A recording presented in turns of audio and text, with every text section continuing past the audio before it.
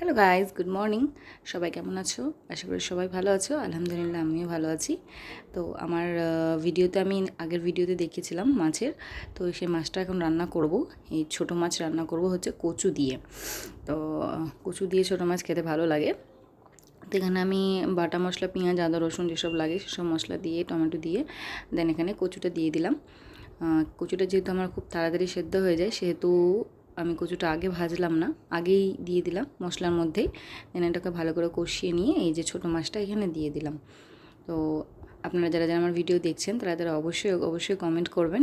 And আপনারা কারা কারা কচু দিয়ে ছোটো মাছ খেতে ভালোবাসেন। আর এর মধ্যে আমরাও অনেকে পছন্দ করে, আমরা আচার, বাট আমি টমেটোই পছন্দ করি। তো এখানে এটাকেও ভালো করে কষিয়ে নিয়ে এখানে দিয়ে দিলাম হচ্ছে গরম জল। এবার গরম জলে এটাকে ভালো করে ফুটিয়ে নিয়ে আমার মাছ হয়ে যাবে রেডি।